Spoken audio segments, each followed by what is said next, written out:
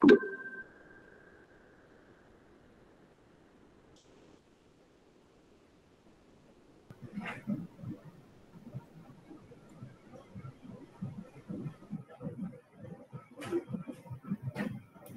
good afternoon, everybody. Welcome to our virtual meeting. Today is May 11, 2024, and we are near the end of the semester. We're just waiting for the final requirement and the final project for research and statistics, and we are done. And hopefully, you're on the way to your graduation very, very soon. I may be there in Iloilo for in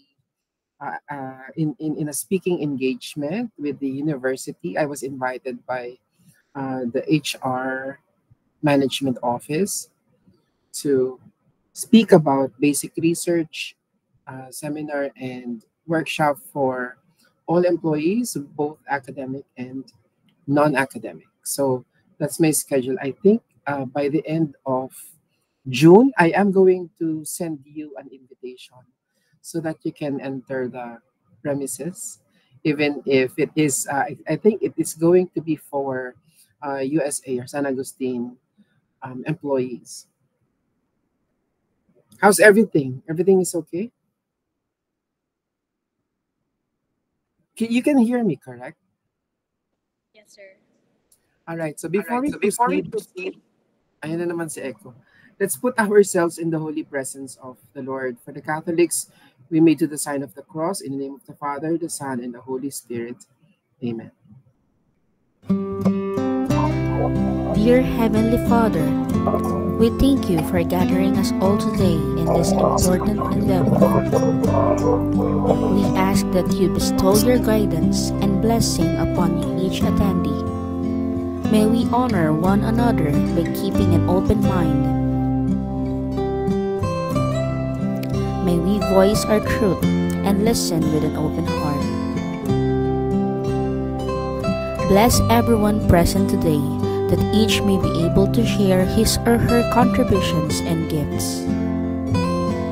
Grant good health and safety to loved ones left outside this room, and bestow peace and goodwill to all of us.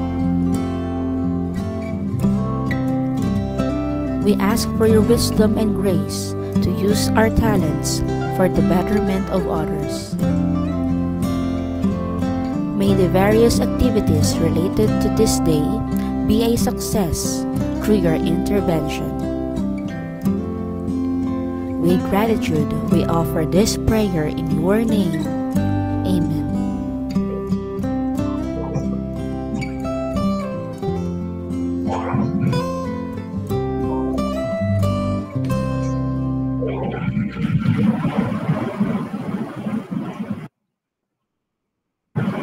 When we live in unity, How good and how pleasant it is pray for us, Holy Father Augustine. that we may dwell together in peace. All together. God our Father, you said, promise to be present in the midst of all who come together in His name. Help us recognize presence amongst ourselves, and experience in our hearts, confidence, grace, your mercy, and your peace, in truth and in love. We ask this through Christ our Lord. Amen. Our Lady of Grace. Pray for us. Okay, for today we are going to divide the. Just a moment. I am actually hearing myself.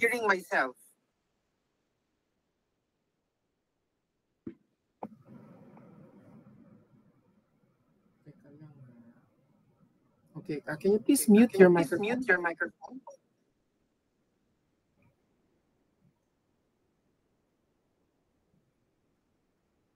Okay. For today, we are going to divide the presentation into three parts. The first part is ethics in doing research. The second part is we're going to talk about very lightly about plagiarism, although I have made mention about this in our earlier lecture.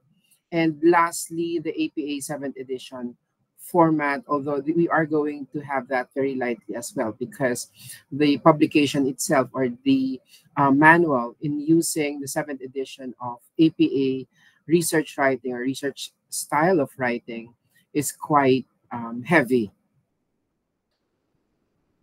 So let's talk about ethics. What do you understand when you hear the word ethics? Any volunteer? So I am pretty sure that most of you are in government, so you have sworn under oath to follow a particular professional ethical standards in the practice of your profession. I'm certain about that. And also, if you have, if you are employed in an organization, somehow you have signed an agreement with the employer with regards to some sort of an ethical standard that you need to adhere to when you work with them. Am I correct? Yes.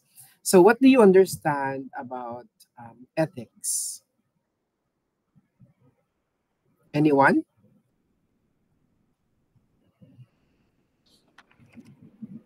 Yes, Jane? Yes, Jane. Ethics, sir, are the values or principles, Okay. standards in an organization. All right. All right. You may continue. That's the end. That's it. Values, Values, standards. What is the other standards. one What that is you the other said? one that you said? Principles. Principles. Principles, sir, that guide the individual or group behavior of the people in an organization. So, guiding an individual Guiding and a group an of individual and a individual. group of individual. Ano yata, Ano nag-e-echo. yata, nag-e-echo. Ibang microphone Ibang na microphone na Yan. Ayan, hima ng echo. Yes, that is correct. Standard principles, concept, um, a guide guides individuals and group of individuals to a certain direction. In fact, some philosophers would define ethics as a parang moral compass, a compass that guides basically where to go to, morally speaking. So, but we have to really consider, looking back at your philosophy 101, that philosophy, ethics, and morality, legality and morality are two different ideas. That sometimes they are opposing ideas, morality as well as legality. So, because not everything legal is moral, in the same time, not everything moral is legal. So, ethics basically is a lot of philosophers would suggest on defining ethics as to a moral compass. So, a guide to morality, a guide to what is right, um, from what is wrong. So basically, what is right and what is wrong. So if you're going to apply ethics into business ethics, that would be a guide for us, a particular guideline for us to choose, attempt to choose what is right path and what is not. But the question being would be, what is right on whose point of view? Is it the point of view of the employer or the owner of the business, or the point of view of the employee, or the point of view of other stakeholders like the community? So you could actually have differing answers depending on whose point of view are you taking. So basically, these are the definition, the basic definition of ethics. However, since this is research and statistics, we are going to apply. So these are three questions that guide us in our introduction ko with these three questions. I would like to apply ethics in research. So research ethics are a set of principles and standards guiding the conduct of research that involves human subjects or animals. In fact, um, I am going to speak as an accredited board member of an institutional ethical review board with level 1 accreditation with the Department of Science and Technology, which means that I actually evaluate, this is my other job, evaluate researches, both done by university graduate candidates, both master's and PhD, and also for practitioners in medicine, in health sciences, etc. So it comes through my office, and then we evaluate them whether or not how can we make this more ethical, or if it is ethical enough, or the research proposal or protocol, as we say, is okay to be given a go signal to proceed with the research for data collection. So in the Philippines, before we can do data collection, collecting data and information about our research involving human subjects or animals, it must undergo ethical consideration, a review on an ethical review board, which must be accredited by the Department of Science and Technology, or which must be accredited by a government authority. So ethical considerations in research ensures that the right and welfare of research participants are protected. And also, we ensure that the manner of conducting the research is both rigorous and respectful. It must follow the scientific standard. It must be respectful, most especially to the subjects of the research. There are two specific trainings that we undergo to before we can actually evaluate ethical standards in terms of researches, and these are evaluation of researches involving human subjects, and another training from the DOST on evaluation of research protocols involving animals, because these are quite, ano siya, masyado siyang, ano ba tawag doon? Sensitive, yung human subjects and animals. So if, for example, your research is just a case study research, or it is a document analysis, or any research involving only secondary data as your source of data, then it's okay. It doesn't necessarily must undergo um, ethical review. However, kung case study, medyo may dalawang, ano pa yun ha, pwedeng dapat mag-undergo, pwedeng okay lang na hindi mag-undergo. Depende. Kung if you are going to use the name of the organization, they must agree on that you are going to use the information, most especially if your intention is to publish the results and findings of your research in a journal, in a scientific journal, which may be read by the public. Okay, what else? So we are looking for considerations in research um, uh, on several aspects, like informed consent of participants. Okay, we have an informed consent form. Actually, mahaba yung mga 4 pages yun eh. Parang question and answer. Ito ba, ang research protocol mo ba would contain a statement that would include a statement saying that if the participant wants to withdraw from the research, they can do so at any time, at any point in time during the research. So it must be present. So it is one of the aspects, or one example, that we ask questions in the informed consent form. So number 1, ano pa? That we are protecting confidentiality and privacy of the respondents of our research, because it follows the law, especially if they are going to provide their personal information. We ensure that the research is conducted in a manner that actually minimizes the risks to participants, most especially if you're going to do experiments on them with regards to, let's say, a new medicine or a psychological impact analysis. So, may mga risk kasi yan eh. Most especially kung bata ang tatanungin mo or subject of your research, di ba? So by doing this, by having research ethics in mind as a principle and standard and guide for us to conduct our research, we maintain the high level of scientific integrity and accountability of our research. Researchers must adhere to the ethical standards for the treatment of animal subjects in research as well.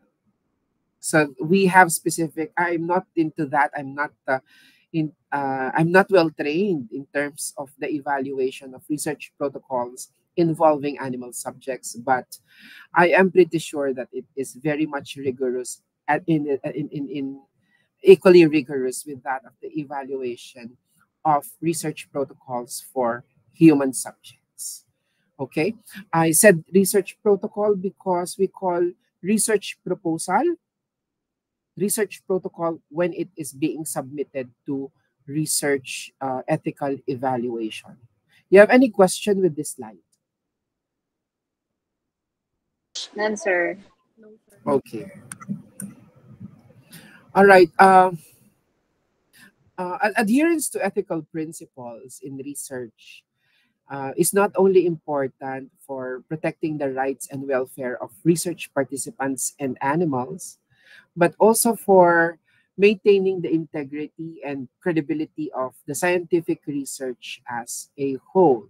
In fact, one thing that, for example, um, a very important aspect on the evaluation of the ethical standards of the research would be to analyze whether or not the sample or the population that is being determined in the research protocol would be the correct population. And in the same manner, if the sample and the sample technique that is mentioned in the research protocol would really meet the objectives of the research.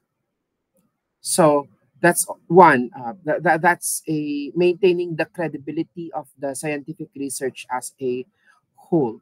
So this is particularly important um, in different fields where research can have a significant impact on the individuals and society as a whole, most especially in medicine, in public health, in business administration, public ad, social science, education. So, okay, let's have a quick video on ethics.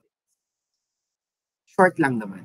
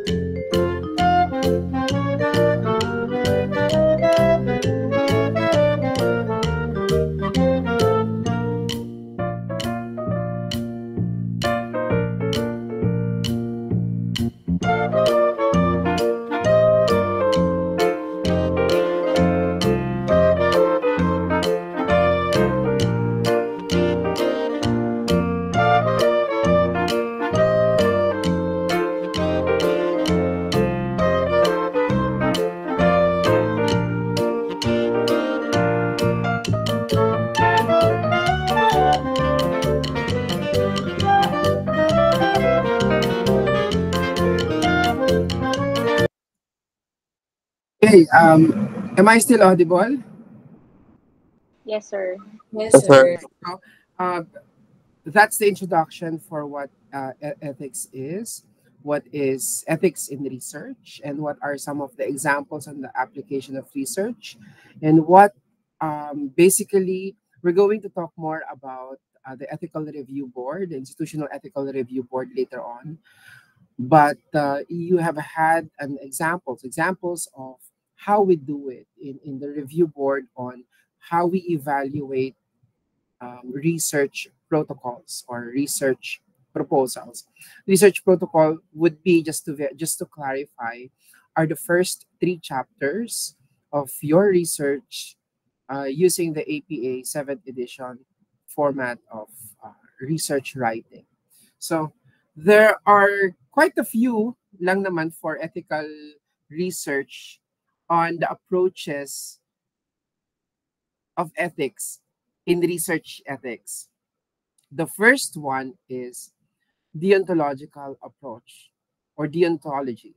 So if we're going to recall on our Philosophy 101, deontology is actually a branch of ethics concerned with the inherent moral principles guiding human actions. So in research ethics, deontology refers to the idea that certain ethical principles are fundamental and should be upheld regardless of the potential outcome of a particular research project. So so that you can actually, recall the ontological approach in terms of research ethics, write it down. Letter D yan, di ba? D, so duty. So what we can relate to the ontological approach in research ethics is duty. Do your duty. Because regardless of the outcome of your research project, you're doing your duty as, let's say, as an accountant or as a financial analyst, regardless of whether the result and findings of your research would be beneficial or not to your own organization. You do your duty. It's just like in ethical principles would be, basta ginagawa halimbawa nung doktor yung kanyang duty, whether or not marami ang maging masaya or konti ang maging masaya with the results of his job, that is his or her duty. That's the deontological ethics in terms of ethical research ethics. So the key principle for deontological ethics in research is basically respect of human dignity and autonomy. So this principle requires that researchers obtain informed consent from the participants. Of course, kapag animal ng participant, hindi naman ano yun, di ba? Hindi naman siya possible. But we need to show respect to the right of humans if they are your subjects, or animals if they are your subject. Respect to their right. Pag human subject, we need to inform them on the right that they can withdraw from the research at any point in time. Just like what I have made mentioned earlier. So other key principles of deontology in research ethics would include the obligation to minimize the harm to participants, to maintain confidentiality. What else? Avoid deception in being involved in the research. Kaya nga kailangan malinaw yung inclusion criteria mo, malinaw yung exclusion criteria mo, malinaw yung statement saying that they can withdraw from the research at any point in time. This is your subjects, to your subjects. Okay. What else? The ontological approach in research, it's actually often contrasted with the consequentialist ethics, which is also the utilitarianist ethics in research. Basically, this is must be ano ba yung kabaliktaran ng duty? Ang kabaliktaran nito is we have to please more people. Not please. We are actually satisfying the majority of the people. So this is the consequentialist ethics. We look at the consequence. Another term I think of deontological is the non-consequentialist ethics in research, which we are not thinking about the consequences of our research study. So that's the deontological approach. So ang kabaliktaran niya is the consequentialist ethics, which actually focuses on the outcome or consequences of the research rather than the inherent moral principles that guide it. So while deontology can be a useful framework for guiding ethical decision-making in research, it can also be challenging to apply in practice, specifically in situations where ethical principles may come into conflict, where there is uncertainty about the potential risks, and also there is no clear benefits of a particular research project. So that's the first, deontological. Have any questions with deontology? Duty. None, sir. Okay. Ethical skepticism, this is a philosophical approach to ethics. It actually questions the existence of objective moral truth or values. Medyo may pagka, ano to, may pagka philosophy. So ethical skeptics are researchers that are into ethical skeptics argue that ethical principles are not grounded in any objective or universal reality. Rather, they are more into the result of individual or cultural preferences or social norms. So as a result, skeptics reject the idea that there are absolute or universal ethical standards that should guide human behavior. This one is quite delicado, especially in research, diba? And this is actually the ethical belief of the researcher. Kasi like killing, diba? Parang if it would, if it, parang ang universal goodness kasi, diba? Do not harm something na may buhay, or do not kill. That's a universal ethics. Actually, we call it universalizability in terms of principle. So ethical skepticism yung kabaliktaran ng universalizability, which is depending on the culture of that place. If that place or that region would say that it is okay, that it is ethical, then that is ethical. All right. So ethical skepticism can be challenging perspective to adopt, particularly in situations where there is no clear moral imperative or where moral relativism could lead to harmful or unjust outcomes. So that is ethical skepticism. Utilitarianism is the opposite of deontological approach or deontology. It is also called consequentialist ethical standard in research. So utilitarianism, it's an ethical framework focusing on the promotion of the greatest overall happiness or well-being of the greatest number of people. So in research, utilitarianism can be applied by considering potential benefits and also harm of a particular research project. We weigh the goodness or the potential benefits and harm and determine whether the project is ethical. If it is more beneficial to more people than harming, then it is ethical. So from a utilitarian perspective, ethical research should aim to maximize benefits and minimize the harm to research participants, as well as not only the participants, but also in the society as a whole. So this may involve balancing the potential benefits of the research against the risks. We are ensuring that the research is conducted in a manner that is respectful of participants' autonomy, also to their privacy and dignity. So, lahat naman may challenges, no? Ang challenges sa utilitarianism or utilitarianist view on research can be in the application in practice, particularly in situations where merong competing ethical considerations where the potential outcomes of our research are uncertain. So this is utilitarianism. This is also called the consequentialist philosophy in research ethics, which is the kabaliktaran of the first one, which is deontology, the non-consequentialist philosophy. Okay. Okay, many research ideas come from areas considered important in society. Apart from that is being suggested to you by your chat GPT on what are the topics or research ideas that you may follow. Actually, ganito, this is what we do.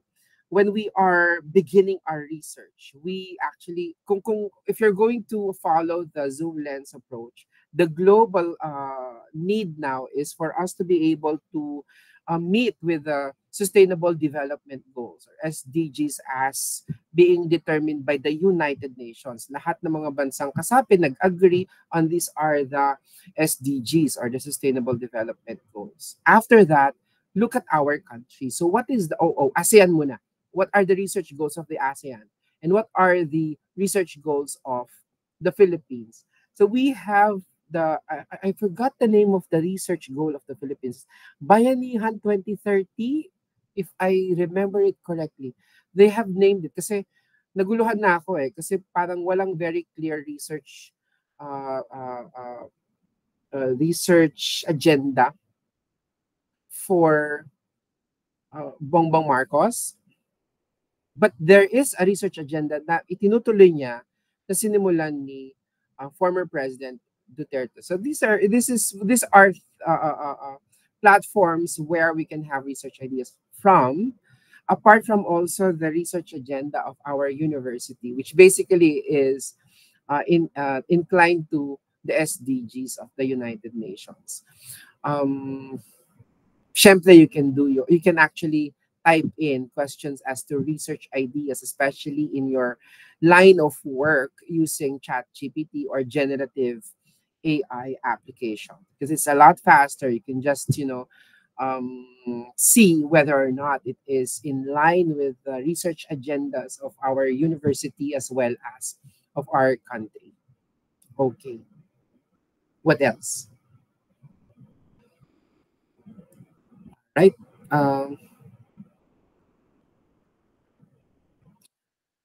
Society and science, professional issues. The primary ethical concern, basically with professional issues in ethics, cheating or lying of scientists. Actually, this is going to be, for publications na lang. Publications in terms of duplicate publication.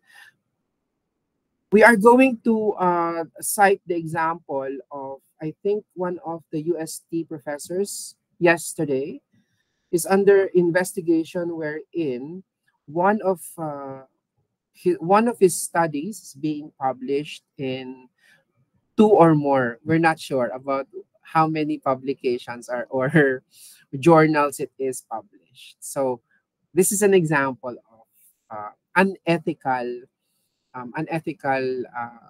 activity of a researcher.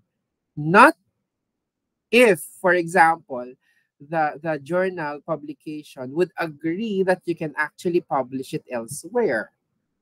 Diba? So that's number 1, this slide. Treatment of research participants. Now, this is probably the most fundamental ethical issue. We treat all research participants with respect. How? By letting them know of their rights, by giving them informed consent in a particular form. So by telling them that they can withdraw at any time, okay, etc. Because it would take their time. Most especially if you're going to pose a particular risk in their health, in their psychological health, in their mental health, etc. I cannot read this one. It's not clear. Is it readable, this one? Medyo naman, no? IRA, so Ethical Guidelines of Research, as an example. So IRA stands for American Educational Research Association. This is a professional organization dedicated to advancing research and scholarship in the field of education and some multidisciplinary fields attached to education, like business education, engineering education, etc. Okay. We have also the National Research Council of the Philippines, the PSHER, the TOST. So these are some of the research organizations in the Philippines, apart from, of course, our local organizations of researchers. Okay, informed consent.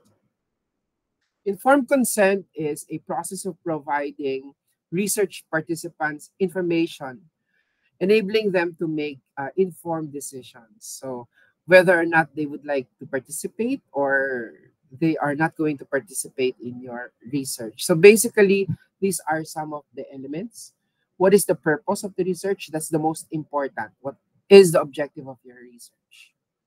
Because, di ba, remember before when we were discussing chapter 2 and also chapter 3, everything would be um, parang attached to the objective.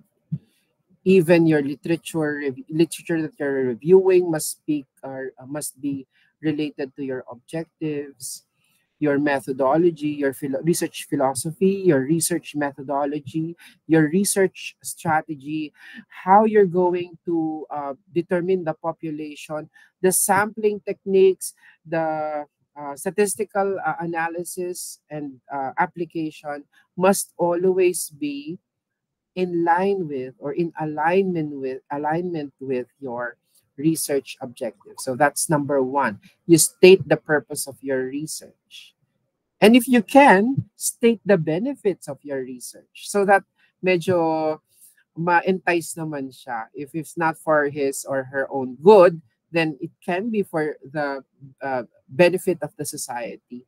So we have to also describe to them yung risks that may be involved in your research study. Can be financial risk mentally, health, if you are going to ask them to put on a makeup that you have created or innovated, tapos titignan mo yung ikaw yung nasa business aspect, yung co-author mo yung nasa technical aspect.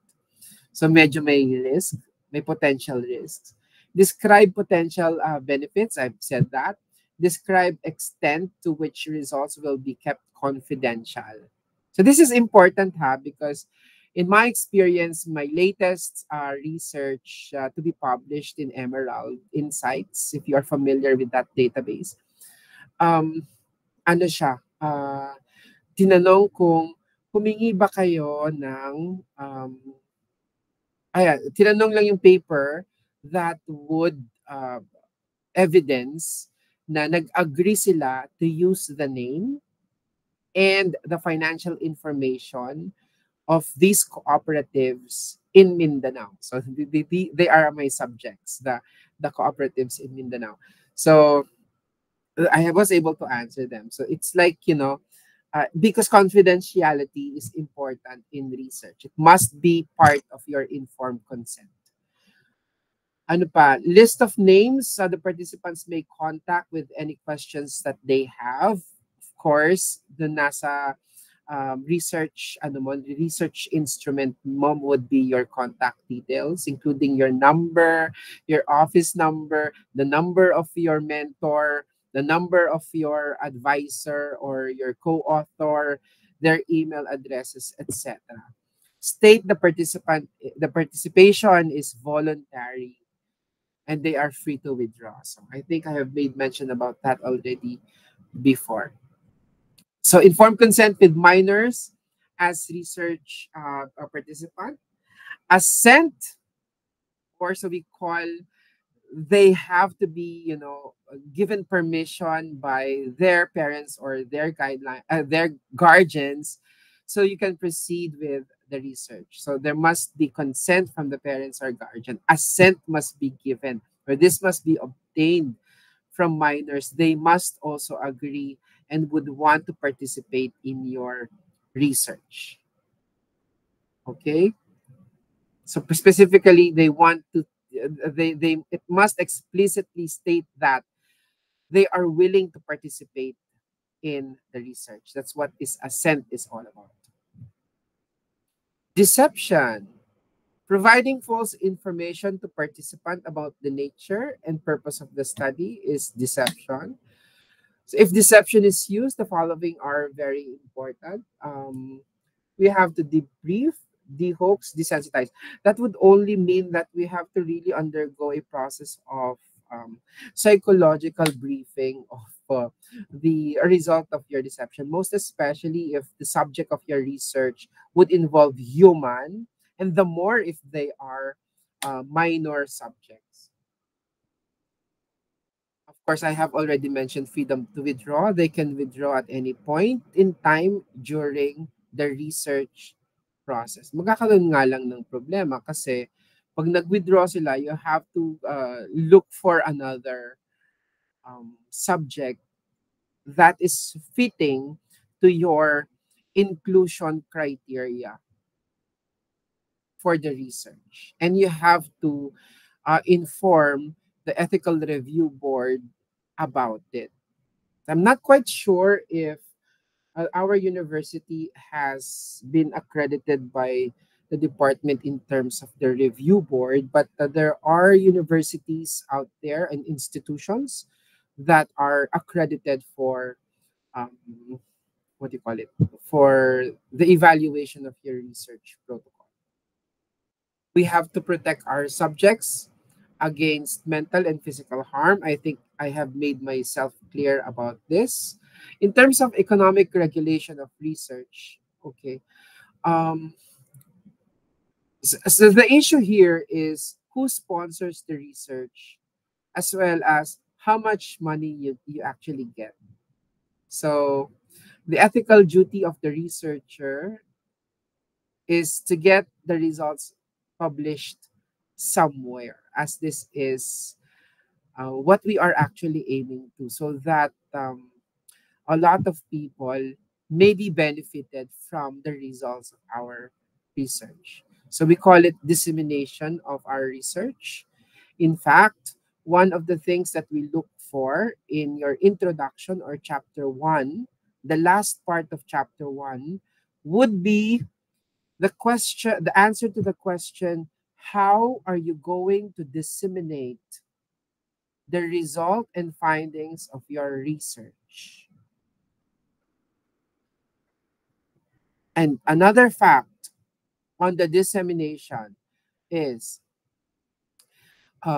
graduate theses. I'm not sure about master's, but I'm sure about the PhD level or the doctoral level, that it must be published in a widely distributed professional journal. So that's the economic regulation of research.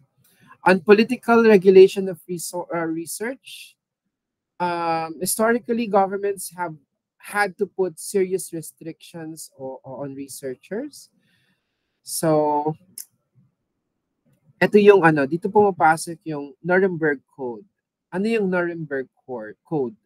This is a list of rules established by military tribunal on the Nazi. So the same would include the following. Okay? Ganun din. Parang we are adapting it for the political regulation of the research. We are adopting that there must be voluntary consent. We avoid unnecessary suffering, avoidance of risk, diba? Avoidance of accidental death or disability, especially if it's a medical procedure or an experiment that we are going to have as our research strategy. Termination of research. If harm is likely, experiments should be conducted by highly qualified people. Ito ang daming problema dito sa qualification. Ang daming nagre-research na hindi naman qualified on that particular discipline. Hence, magkakaroon ng maraming risks. So the result should also be for the good of the society. Kasi nga, di ba, in effect of what happened to ang dami-daming psychological and psychiatric research done during the Second World War, the First World War, that was unethical. So, meron tayong political regulation na ginagamit as of now. So, for colleges and universities, we have the institutional review boards. At the University of San Agustin, we have a review board. I'm not quite certain whose office is handling the research, the review board, ethical review board. I'm sure there is. So institutional review boards, these are committees. These are established by research institution, including universities and hospitals. So these are actually ang daming research ginagawa sa mga hospital and universities. So they are actually reviewing research protocols or research proposals. We ensure that they are conducted ethically and in accordance with the established guidelines and regulations. So the primary function of the IRB, or the Institutional Ethical Review Board, or the IERB, is the protection of the rights and welfare of human research participants and animal research participants. We are also responsible in reviewing research proposals, ensuring that they are meeting the ethical standards for research, which would include considerations such as confidentiality, informed consent, risk assessment, and many, many more on population, on sampling techniques, on statistical, pati nga statistics, pinakakialaman ng ethical review kung tama ba yung rigor na sinusunod ng ethical ethical ng research protocol na ito. That's the very reason why the members of the IRB must all be qualified in terms of research. So there are 3 ways, and 3 ways only, according to SINESA 1997, to encourage participation ethically. Ang sabi niya, 3 daw: anonymity, confidentiality, and informed consent. So yung anonymity, you have to keep your promise that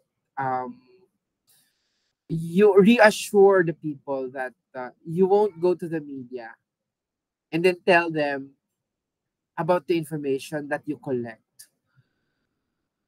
The more, you're not going to sell the information to some market. Yan nangyayari ngayon, di ba? Ang daming mga, kunwari mga researchers sila, pero binibenta pala nila yung mga information or ibibenta pala nila yung information. Alam nyo na yung confidentiality, di ba? Guaranteeing that everything will be confidential.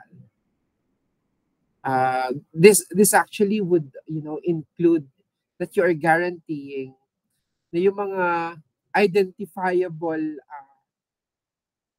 information, pwedeng hindi mo nga sinabi, pero nag-suggest ka ng mga information that would be leading to the subject itself. Especially, for example, ayaw ni Jollibee o ayaw ni Land Bank. Itong daming mga gobyerno, halos lahat sila ayaw ayaw magpasabi ng name nila o ng posisyon nila. Tama ba ako? Land Bank? Ay, hindi siguro, sir. Hindi. Siguro sa mga senior managers ninyo. Kasi tuwing kausap mo sila, gumagawa ako ng research. Especially kung ang kinakausap ko is yung mga vice president, mga department heads. Kasi GSIS, SSS, Land Bank, DBP, DB Development Bank, nakausap ko na yung karamihan sa mga VP for research. Halos lahat, sabihin nila, you cannot divulge, you cannot mention my name, my position, and my etc. Laging ganun. So, pati organization, kailangan i-review mo kung ito ba, ang information na ba ito would purport about land bank? Kung agriculture, pag sinabi mo doon kasing agriculture on the development of the Philippines Government Bank, pag sinabi mo kunwari, dinescribe mo, ay ba dalawa lang yun? Land Bank lang at DBP. Diba? So, may yung identifiable information that would be contained also in confidentiality. Pero siguro yung mga research siguro na for graduate school which would not use sensitive information, I think, yes, pwede silang magpakilala, or confidentiality would not that be an issue in your research. But if it would, it may affect their work, especially if it is in the interest of the ombudsman and the Commission on Audit, then siguro kailangan confidentiality. And lastly, informed consent, being honest and fair with the subject. Tell them everything that you want to know about the research. And I think I have made mention a lot already with informed consent. Any question with this slide? None, sir. None. Okay. On plagiarism. So let's take a look at this. Let's view a short video on what plagiarism is all about, although we have had an introduction of this in our second meeting. This is Chelsea from Ref and Write. In this video, we will talk about plagiarism. Plagiarism occurs when you use someone else's work without acknowledging the original author. Plagiarism is regarded as stealing and often leads to serious consequences and harsh punishment. If you commit plagiarism as a student, you will be suspended or even expelled from your university. If you are an academic and commit plagiarism, your career will be completely ruined. You will lose your credibility and will never be able to publish papers in scientific journals ever again. So it is very important that you have a very clear understanding of what constitutes plagiarism. Broadly speaking, there are three types of plagiarism: direct or complete plagiarism, accidental plagiarism, and self-plagiarism. We will go through each of these in detail in the next part of the video. Direct plagiarism is commonly regarded as the most serious form of plagiarism. It occurs when you copy and paste someone else's work in its entirety and pass it off as your own. It means that you are lazy and you don't want to do the work and have decided to cheat. This is bad, and the consequences will be very serious if you do this. The second type of plagiarism is called accidental plagiarism. This type of plagiarism occurs when an author commits plagiarism unintentionally. This can happen when a paper lacks proper citations or contains incorrect citations. Let's look at a few examples. This piece of text is from a paper written by Smith et al. Now, the authors have used this statement in their paper. They have done the right thing by citing the source at the end of the statement. The mistake here is that since they have used the exact text from the paper, they must enclose them in quotes. This will be considered plagiarism. So the correct way to do this will be to put the text in quotation marks and then reference the paper.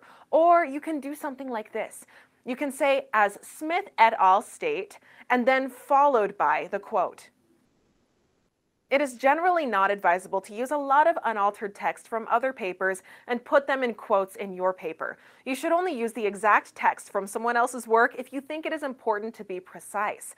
This can include things like a philosopher's statement or definition of something. Most referees and supervisors expect you to understand the work and then write them in your own words. Look at this example. The authors have paraphrased the text from the original paper and presented the statement in their own words. Remember, they still have to cite the paper because the concept or idea doesn't belong to the author. It belongs to someone else. If they don't cite, then it will be considered plagiarism.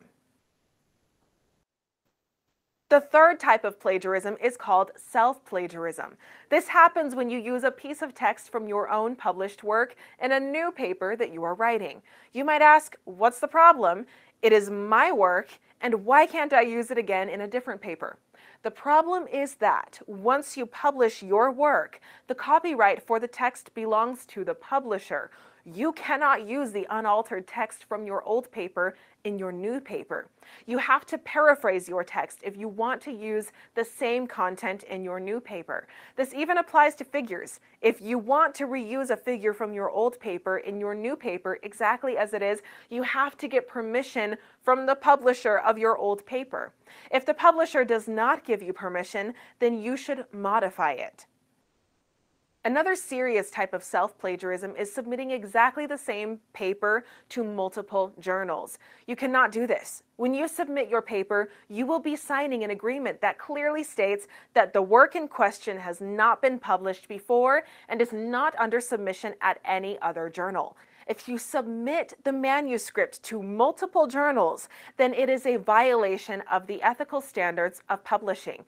You must submit your paper to a journal first and wait for the outcome. If the paper gets rejected, then submit your paper to another journal. Keep repeating the process until you get your work published.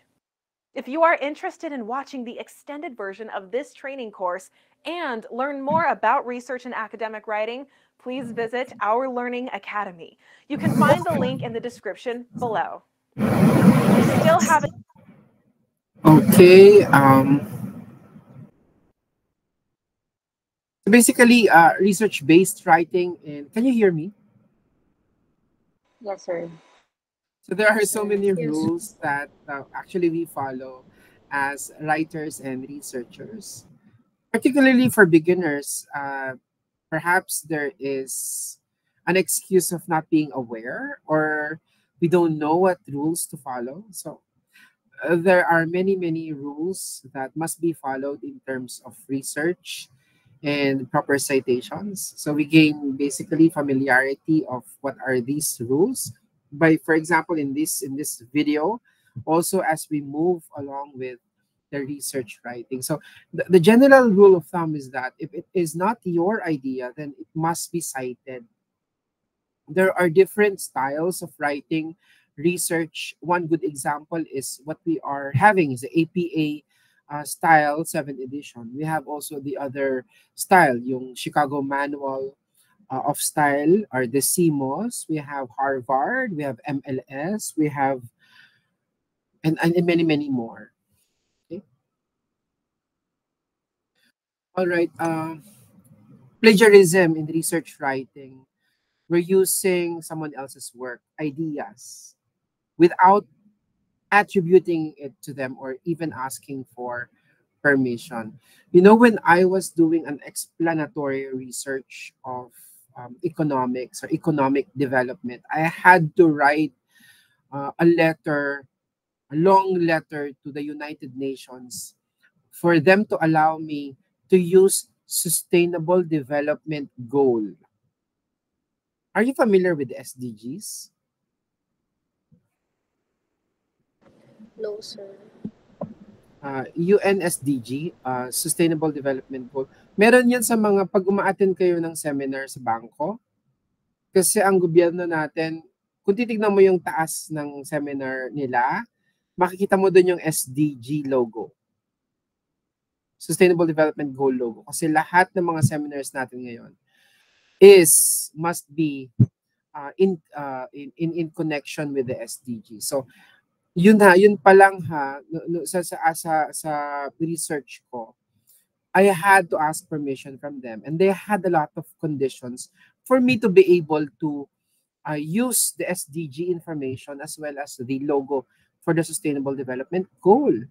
Kaya lang ngayon, di ba, parang ang daming gamit ng SDGs na wala namang permission. So that can be a form of plagiarism. So another example of form of plagiarism can be copy-pastes without citation, paraphrasing, etc. I think it was mentioned already, in the video. So I think this is clear, yung forms of plagiarism in the video presentation, but it's just, additional information. And the question is, when do we give credit? Okay, so do we give credit so that we can avoid plagiarism? Pero wala nakukulong sa plagiarism. Ang problema, natatarnish yung iyong reputation as an author, writer, and as a professional. Diba? Okay, so what else? We need to give credit if something is said by somebody, or it was written by someone else, it was emailed, drinowing niya to, pinicturean niya yan, etc. O even in-imply niya yung idea. So, pero na-cite siya ng ibang journal. So that's already plagiarism. In APA, we have lengthy guidelines in citing sources, but the rule of thumb would be, if it is not yours, you have to cite. You have to give reference to. So examples: words, ideas presented in magazine, books, and other literature, publication, or media. Information you gain through interview. It's not your idea. It's from the one that you have interviewed. So meron tayong way of referencing and citations of an interview, or a media, or a YouTube video. Ano pa? Copying exact words. Diagram, illustration, charts, pictures, maps. Not yours, di man ikaw nag-drawing ng map. Alam nyo ginagawa namin. In my experience lang, with my publisher, I will give them the idea of, I want this map.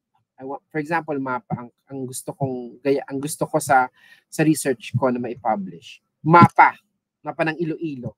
Hindi ako pwedeng kumuha online basta-basta. Diba? So, ang gagawin ko, kuha ako ng mapa ng Iloilo. Tapos, sasabihin ko sa publisher ko, sa mga illustrator, paki-drawing ito. Original drawing na. Para iwas sa plagiarism. Kasi kahit anong drawing, pag kinuha mo lang sa internet, plagiarism yun eh. Hindi mo naman kinopya yung idea kasi isa lang naman ang mapa. Alangan mong palipad pa ako ng drone. Tapos, sige, lumipad ka doon, drawing mo to. Ganun, mas madali lang naman, di ba? So, yun yung mga ginagawa nating mga pamaparaan. Reuse or repost any electronically available media, like YouTube videos, audio, etc. So, kailan tayo hindi nagbibigay ng credit? So, basically, if the information is, pakibasa na lang ito ha, we don't give credit if it is a common knowledge. So, yun ang rule of thumb. Ano ba yung common knowledge? So, in research writing, this refers to the information that is widely known, widely accepted as true. And it can be found in multiple sources without the need for citation. Example nito, yung mga facts, dates, events, okay? Ferdinand Marcos Jr. was elected president of the Philippines in 2022. Is widely known and it is accepted. Diba? The thing is, what constitutes common knowledge can vary depending on the audience and the topic of research. So information that is common knowledge in one field or in one discipline may not be common knowledge in another field or another discipline. So general rule, if there is any doubt about whether or not the information is common knowledge or not, it is always best to side with caution and then cite the source. Kung medyo alanganin ka, ang common knowledge ba to o hindi common knowledge? I-treat mo na lang siya as not common knowledge kung hindi ka sure. Pero yun yung definition of common knowledge. That is facts, dates, events, commonly known, widely available in public domain. Okay. Did this information come from my own brain? If your answer is no, this is the rule of thumb. Question yourself. Did I know this information before I took this course? Did this information or idea come from my own brain?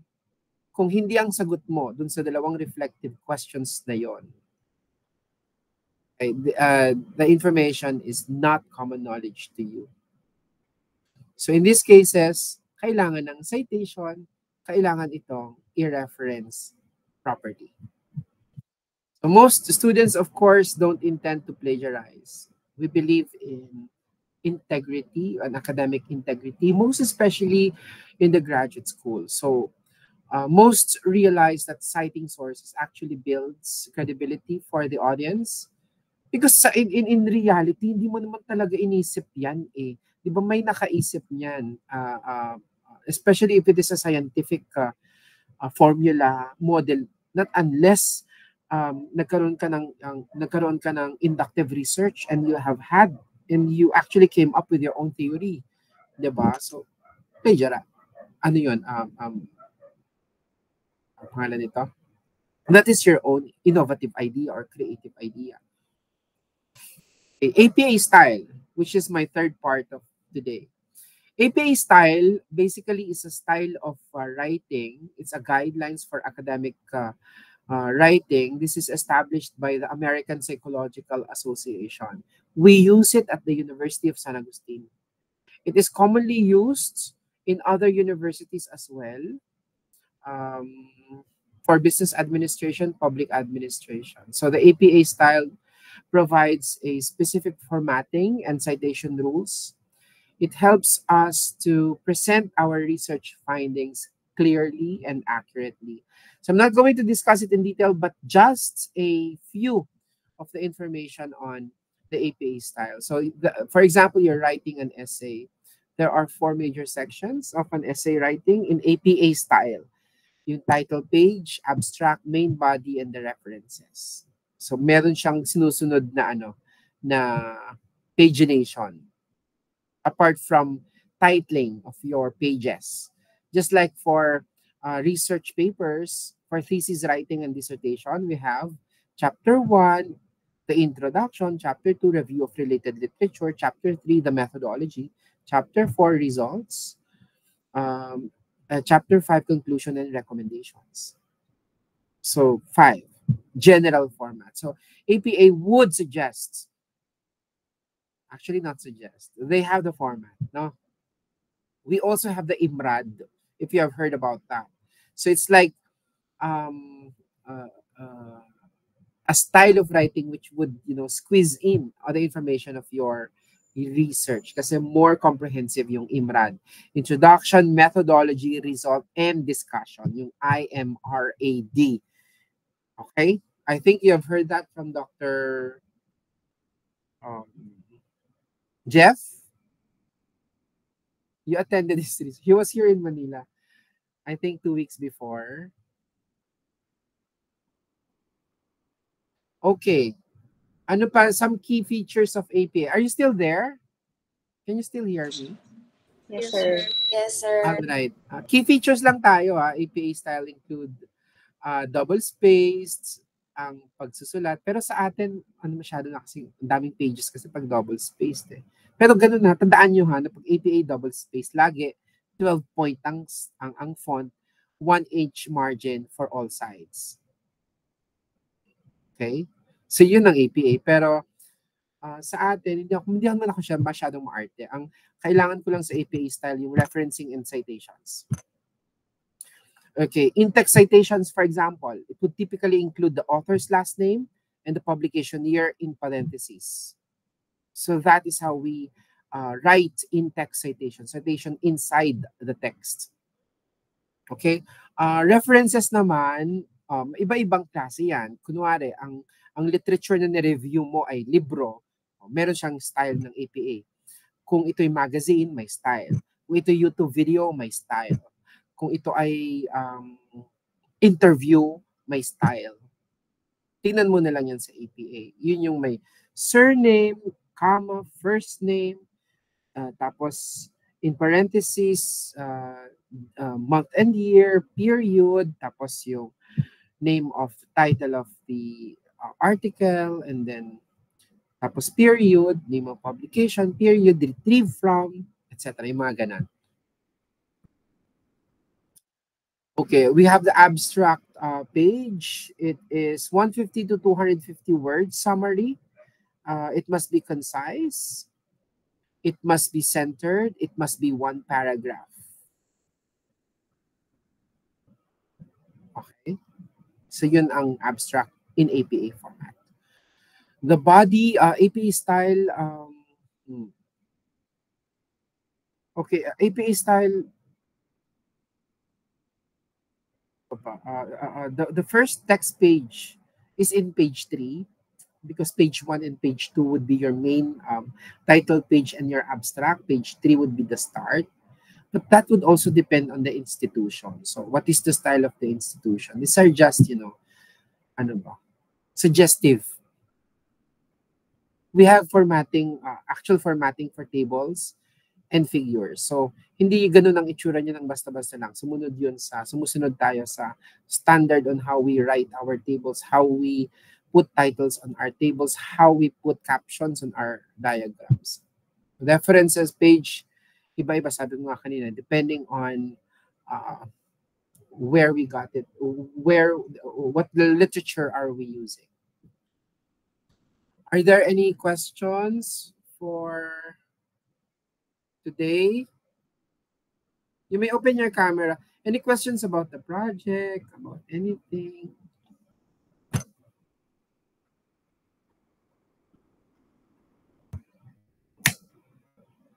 Wala na kayo, no? Mag-isa na ako dito. Dito pa po, Dito sir. pa po. Sige. Ibuksan nyo yung camera nyo. Ayan. Okay. So, ang gino-workout nyo na lang yung project nyo, di ba? Kasi lahat naman kayo uno na, di ba? Sa midterms. O lahat kayo uno na. Yung project nyo na lang. O kung yun dun magkakaano tayo, kung uno ba siya o hindi. Galingan nyo. Sumunod na lang kayo sa format. Any questions with that? May nagtanong yata, research proposal, chapter 1, 2, 3 lang, with appendices. Hindi natin tatapusin yung research kasi that's impossible. For me, imposible yung ipatapos sa isang semester. Ang thesis writing na isang taon eh. Pero sir, yung sa midterm po, pwede po ba yun i-continue namin yung topic sa Ganun talaga, oo. I-continue nyo talaga para hindi na kayo mahirapan. Ang gusto ko lang naman malaman, if you understand chapter 1, 2, 3, yun lang naman. The methods lang naman. Kaya nga, this is just the methods of research. Hindi siya research writing talaga. This is just the methods of research. We're just looking at, if you understand. For me, ulitin niyo yung methods na ginagawa. Kasi kung research writing to, iba. Kasi I'll be very much strict in terms of ethical standards. Diba? Thesis writing kayo. Tanong ko ulit, kasi parang nagbabago ang hindi na thesis ang mga taga San Agustin. Ano ba yan? Pinapupunta nila ako dyan. Inisip ko nga ako eh. Punta ba ako ng Iloilo? May ako yata. Pupunta yata ako. May research presentation kasi ako sa Maldives. Oo, sa Maldives. Kaya, ayoko rin pumunta doon. Kasi baka, baka patayin nila ako eh. May issue sila kasi. Yun ang iniisip ko. Maldives ang invitation. May issue kasi sila, charot. Dito nang galing sa akin, please don't quote me.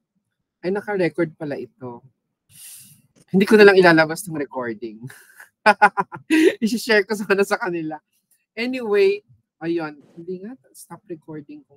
Ano ba yan? Baka, most probably pumunta ako dyan for research for seminar. 2-day seminar. First day seminar for academics, mga teachers, mga professors. Second day, mga non-ACADS.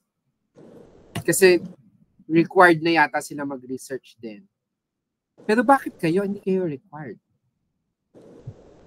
Kasi non-thesis.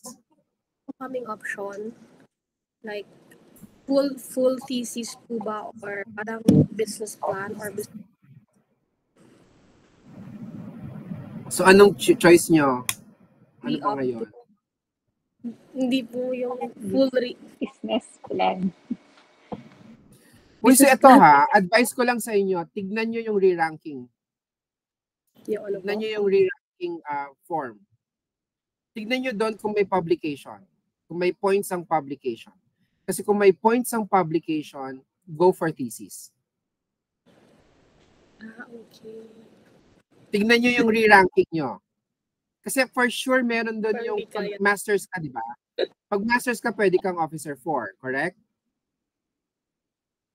Pag MBA ka, pwede kang officer 4. Pero, kung meron dong isa pang pointing system category that would suggest na kapag meron kang publication may points, go for thesis writing. This is a practical advice for you. You're hitting 2 birds with 1 stone. Ganun din naman isang taon mo rin naman siyang tatapusin yung business plan mo O di ganun di mag-thesis ka na, publication agad. Di ba, Paul? Buti pa si Paul. Relax lang. Ayaw mo mag-gobyerno, Paul? Wala pa sa plano, sir. Pero sumasayad mo sa plano mo ang mag-gobyerno someday. Anyway, ayun lang naman ang payo ko sa inyo. Bahala na kayo kung paano nyo iti-treat yon, pero it's going to be your decision. Practical advice ko lang. Tignan nyo ulit. Itanong nyo sa HR nyo. Itanong nyo sa personnel. Kapag ka nagpare-ranking po ba ako, kasama ba ang publication? Bukod pa sa MBA mo, ha? Kasi kung may publication na points, malaki yun.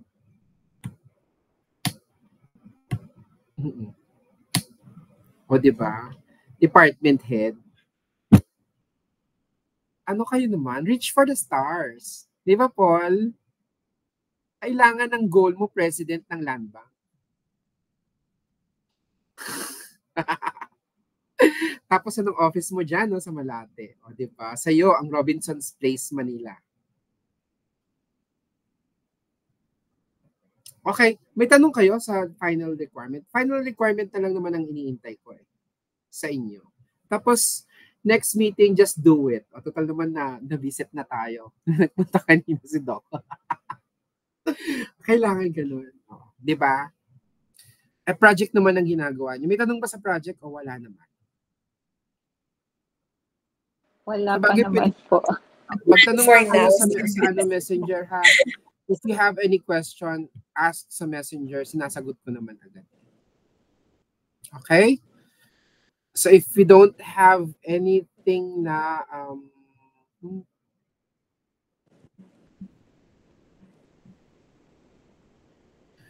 okay, let's pray. Our help is in the name of the Lord.